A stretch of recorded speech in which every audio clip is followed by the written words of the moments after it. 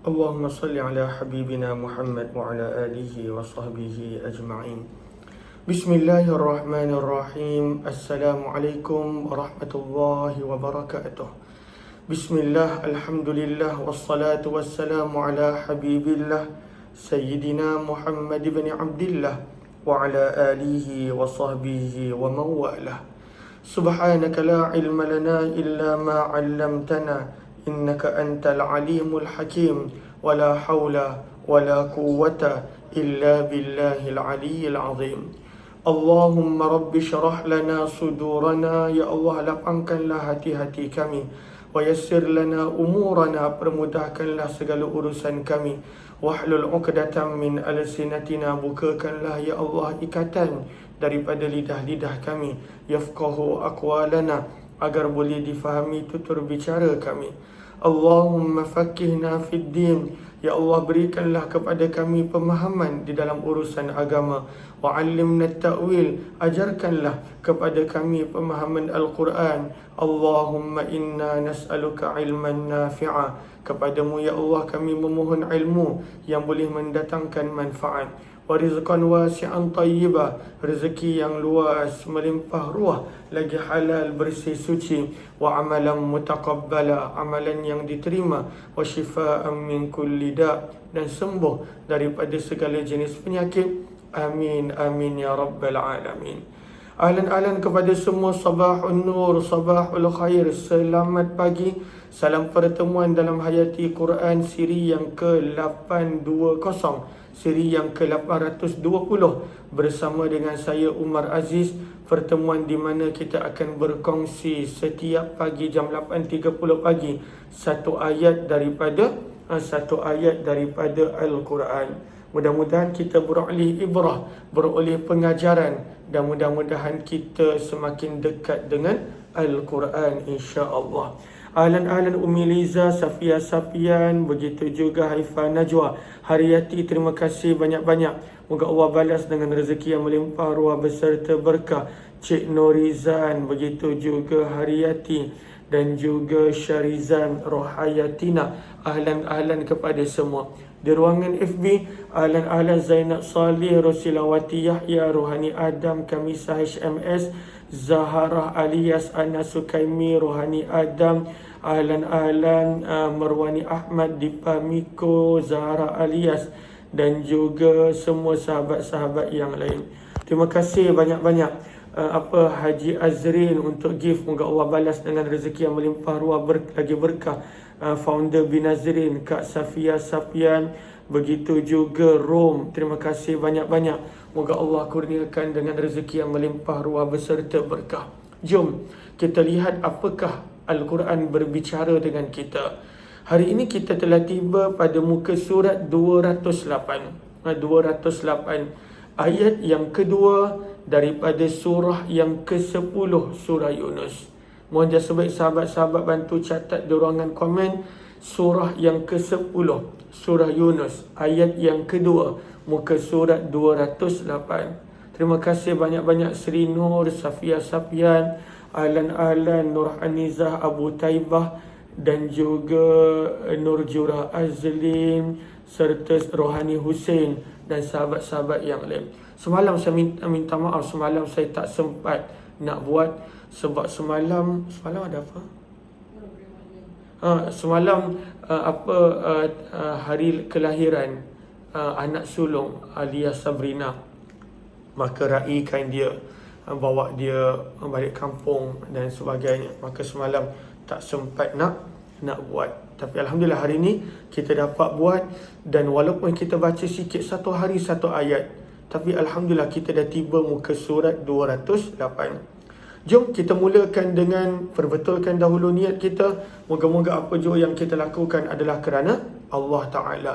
Nawaitu ta'alluma wa ta'lim wa tadhakkura wa tadhkir wa naf'a wal intifa' wal ifadata wal istifadah wal hatha ala tamassuki bi kitabillah wa sunnati rasulillah sallallahu alaihi wasallam wa du'ai ila al-huda wa dalalati ala al-khair ibtigha'a wajhillah wa mardatihi wa qurbih wa sawabih Amin, amin ya rabbal alamin. Mohon sebaik sahabat-sahabat untuk bantu share, bantu untuk kongsi ke rakan-rakan sebarluaskan. Mudah-mudahan lebih ramai yang beroleh manfaat. Jom kita baca dulu sama-sama.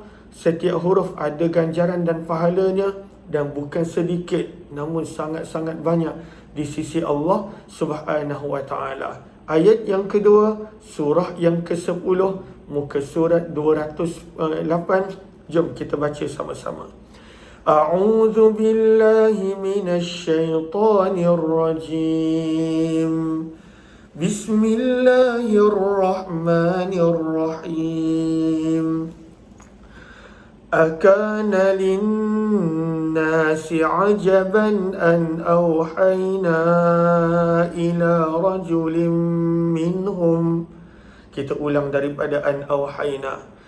أن أوحينا إلى رجل منهم أن أنذر الناس وبشر الذين آمنوا أن لهم قدم صدق عند ربهم قال الكافرون إن هذا لساحر مبين. Sadaqallahul azim. Sadaqallahul aliyyul azim. Wa sadaqa rasuluhun nabiyyul karim. Wa nahnu ala dhalika minasy syahidin wasyakirin. Walhamdulillahi rabbil alamin. Ayat yang kedua. Maka apakah ringkasan ayat yang kedua? Maka kita ambil daripada tafsir Al-Wasit.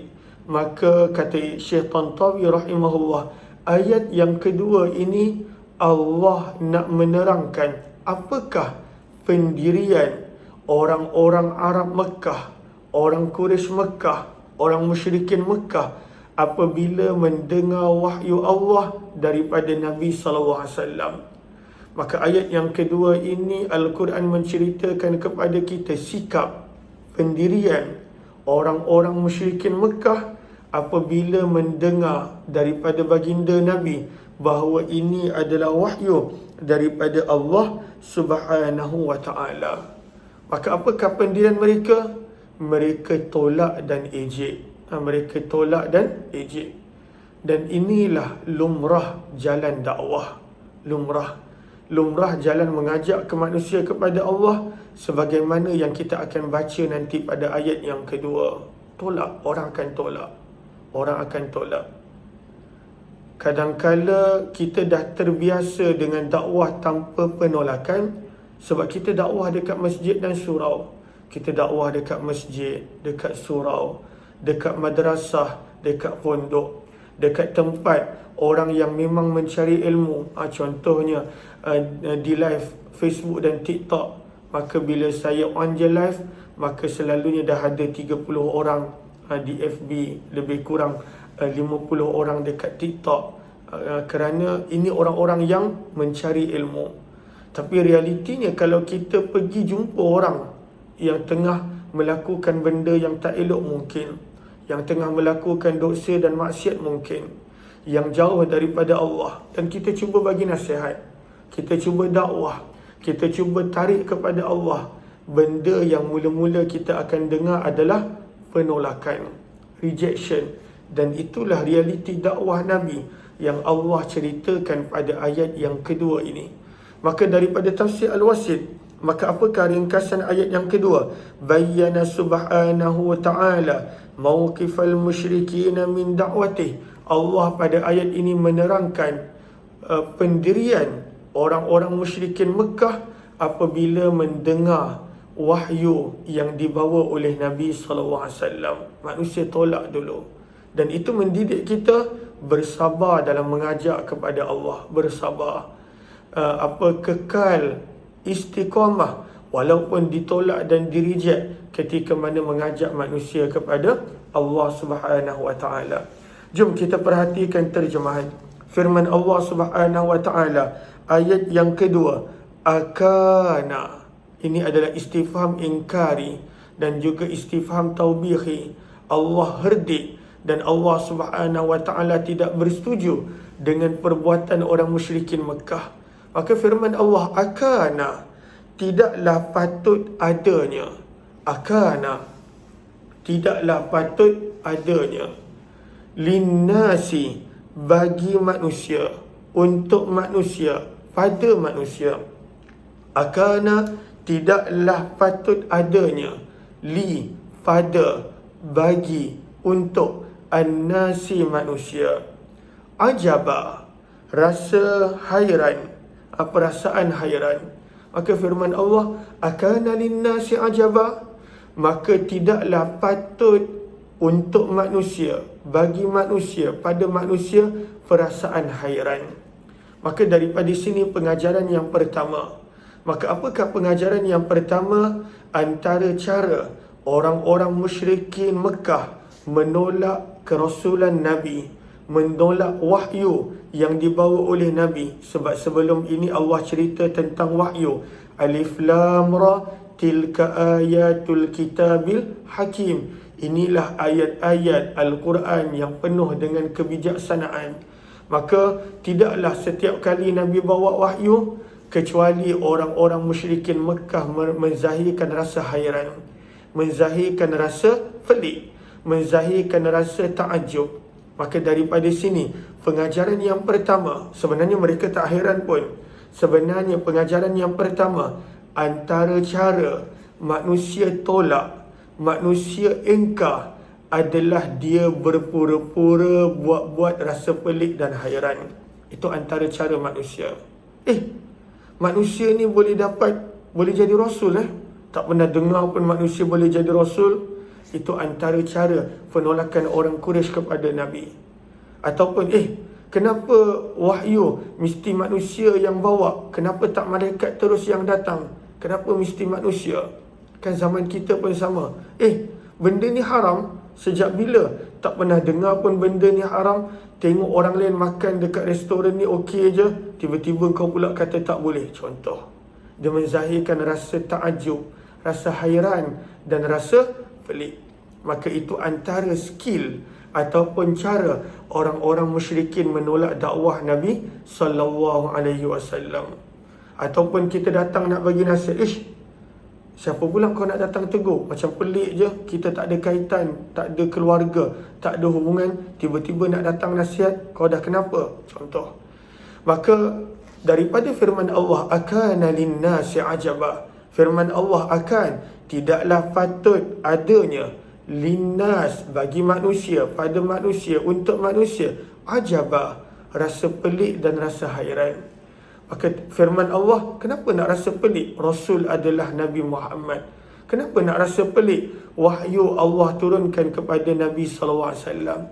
Maka pengajaran yang pertama adalah antara cara penolakan manusia terhadap kebenaran, terhadap dakwah, terhadap nasihat, dia akan menzahirkan rasa pelik dan hairan.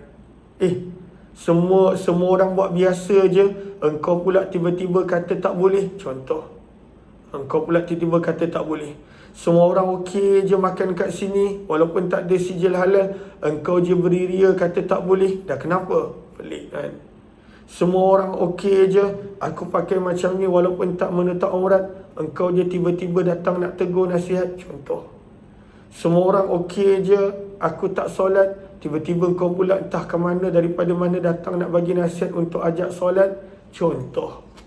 Maka antara cara manusia menolak dakwah, mereka menzahirkan rasa pelik dan hairan. Tak pernah dengar, tak pernah berlaku dan sebagainya. Maka Allah tegur, akana linnasi ajaba, tidaklah patut bagi manusia menzahirkan rasa pelik dan hairan. Dan apakah rasa pelik yang orang Quraisy Mekah zahirkan tentang Nabi SAW? Maka firman Allah, bahawa auhayna, kami telah wahyukan, ila, kepada, rajulin, seorang lelaki, minhum, daripada kalangan mereka sendiri. Maka Allah Subhanahu Wa Taala menegur, kenapa nak rasa pelik? Kamu lebih kenal orang itu kerana orang itu daripada kalangan kamu sendiri. Ila an auhayna, pengajaran yang kedua adalah bahawa kerasulan adalah pilihan daripada Allah. Manusia dia bukan boleh pada waktu itu nak minta jadi rasul ataupun berusaha untuk menjadi rasul. Auhayna, menunjukkan kepada kita ianya adalah pilihan daripada Allah. Pilihan daripada Allah. Dan ini yang bila kita belajar sirah, menjadikan sebahagian pemimpin Quraisy tidak mahu beriman. Sebab mereka persoalkan, kenapa Banu Hashim yang dipilih menjadi rasul, kenapa bukan keluarga kami? Ianya adalah pilihan daripada Allah. An awhayna, menjadi pengajaran yang kedua kepada kita, bahawa apa jua nikmat yang Allah bagi kepada orang lain yang kita tak ada, maka janganlah dengki, kerana itu adalah pilihan daripada Allah. Jangan dengki. Jangan dengki. Kadang-kala ada orang hasad, ada orang dengki. Ada orang dengki, ada orang hasad, ada orang cemburu. Walhal itu adalah nikmat yang Allah pilih untuk Allah bagi kepada siapa yang Allah kehendaki.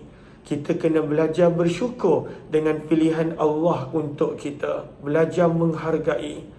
Maka awhayna, kerasulan itu adalah pilihan daripada Allah.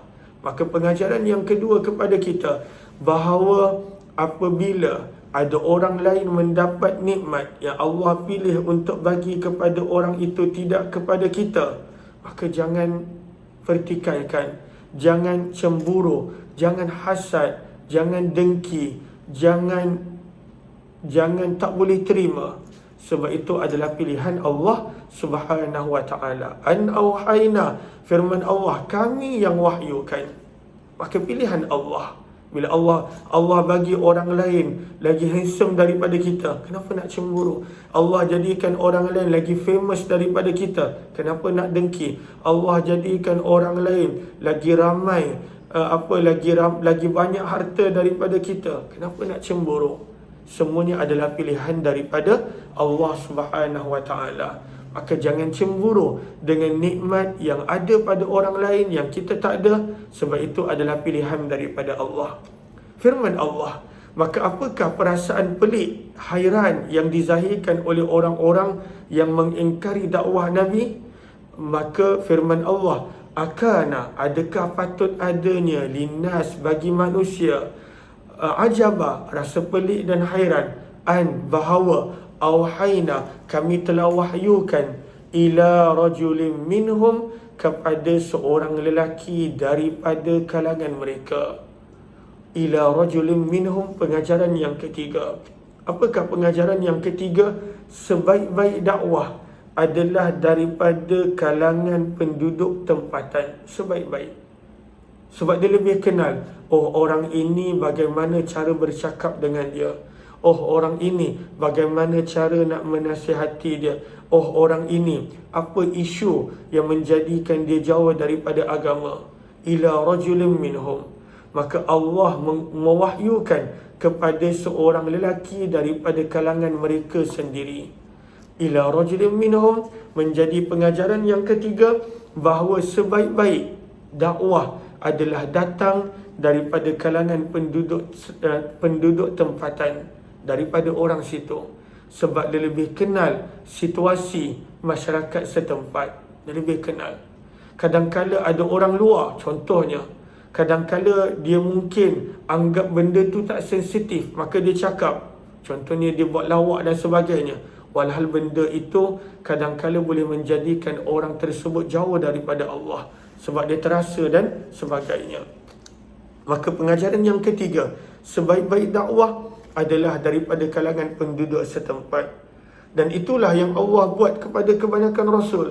Kebanyakan Rasul, majoritinya adalah daripada kalangan kaum tersebut. Jarang ada Rasul yang datang daripada bukan kaum tersebut, kecualilah Nabi Shu'aib dan juga penduduk Ashabul Aikah dan juga beberapa Rasul yang lain. Ila rajulin minhum, maka kami wahyukan kepada seorang lelaki daripada kalangan mereka. Dan itulah sebaik-baik dakwah daripada kalangan penduduk setempat. Firman Allah Subhanahu wa ta'ala, maka apakah tugas seorang Rasul? Firman Allah Subhanahu wa ta'ala, an, untuk, anzirin nas, memberi peringatan kepada manusia, Wabashiril ladzina amanu, dan memberi khabar gembira kepada orang-orang yang beriman. Maka ini tugas Rasul. Dan daripada sini kita dapat pengajaran yang keempat, inilah konteks dakwah. Maka dalam dakwah ni kita nak cakap apa? Maka kadangkala ada beri peringatan dan kadangkala ada memberi khabar gembira. Itulah konteks dakwah. Sebab itu firman Allah dalam surah Al-Ahzab, Inna arsalnaka syahidan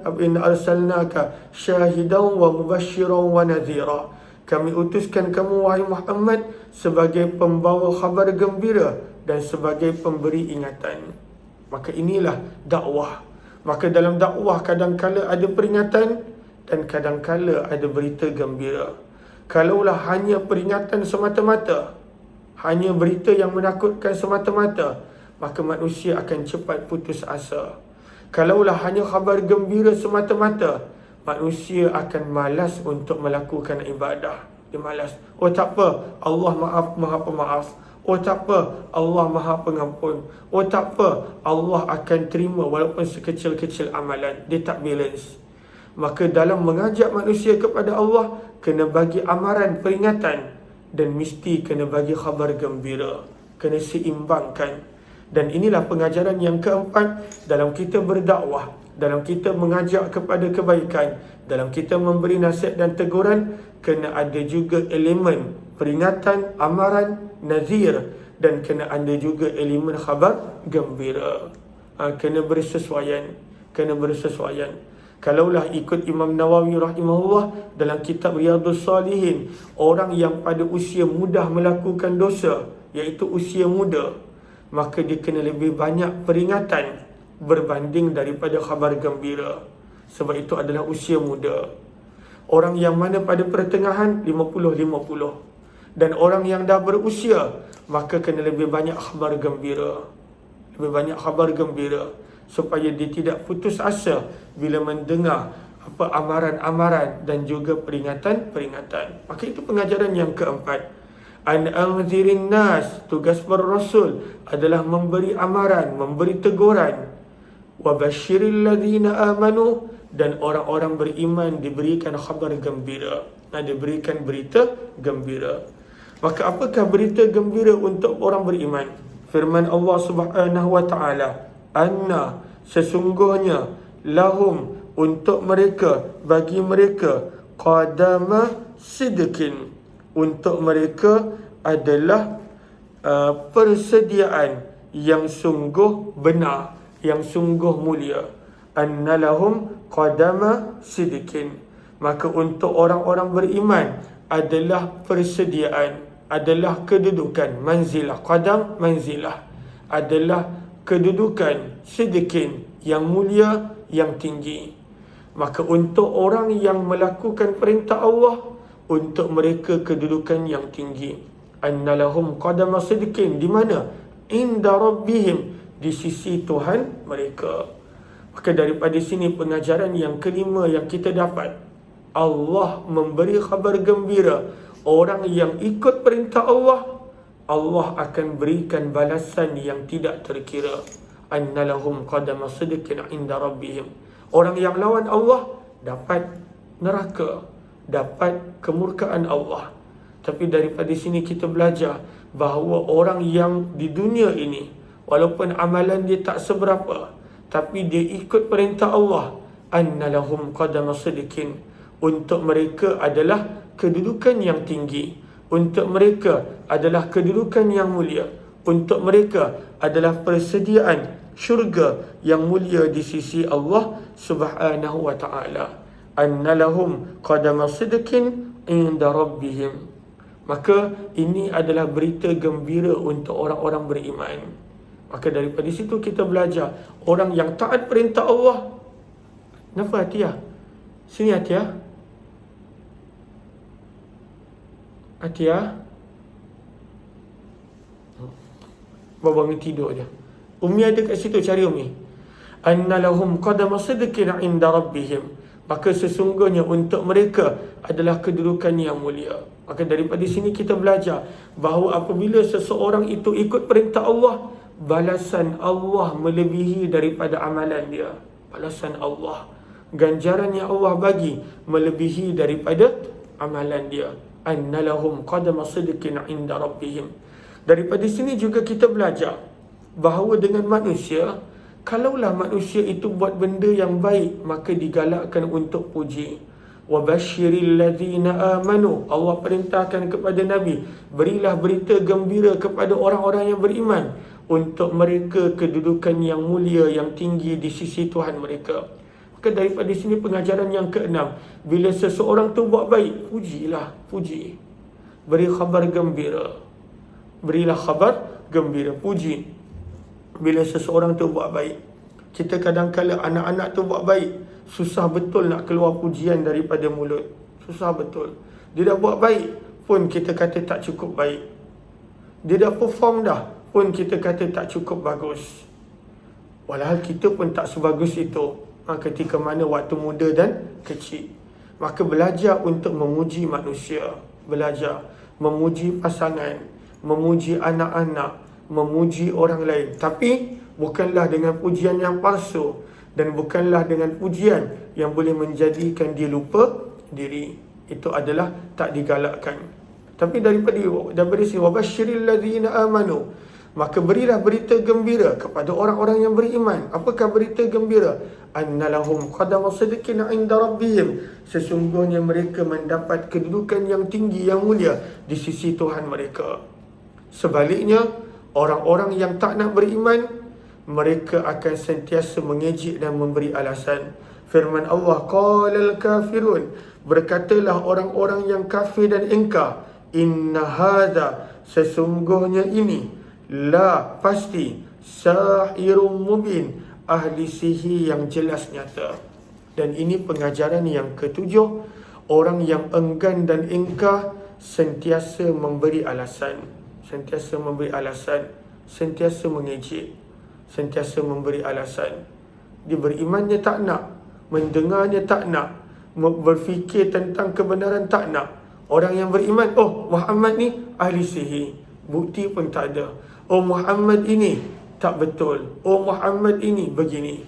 Sebab itu Al-Quran menggunakan perkataan kafirun, orang yang ingkar.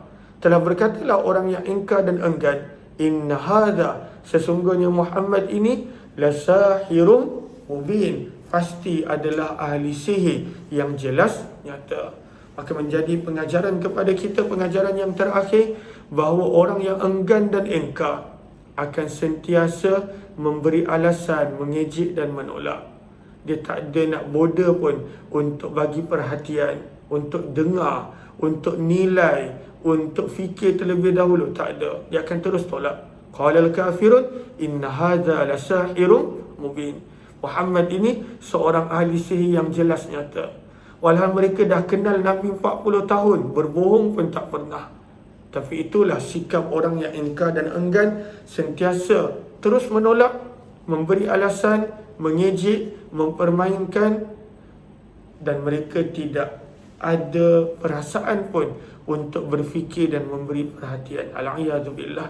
Moga Allah pelihara kita daripada sifat menolak kebenaran.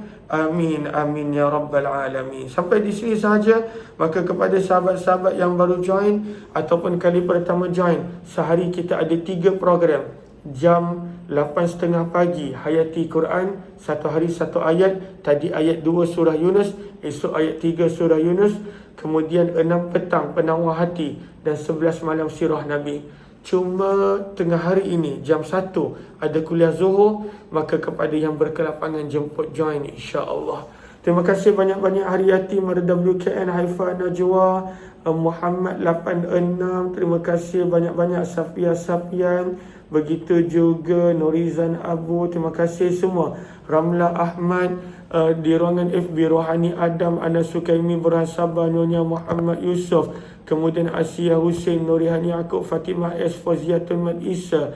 Kemudian Kamizah Muhammad Amil, dan juga sahabat-sahabat yang lain. Terima kasih semua. Moga Allah balas dengan sebaik kebaikan dan ganjaran. Nur Azura, Sabaria Surin, Syahrum bin Zainal Abidin, Kamisa, Salma Jaafar, Rosilawati, Nurujura Azlin, Syarina Osman, dan juga Cik Norizan. Terima kasih semua. Jumpa kuliah Zuhur nanti buat yang berkelapangan. Assalamualaikum warahmatullahi wabarakatuh. Subhanakallahumma wa bihamdika nashhadu an la ilaha illa anta nastaghfiruka wa natubu ilaik. Terima kasih banyak-banyak. Jazakumullah khairah. Assalamualaikum warahmatullahi wabarakatuh.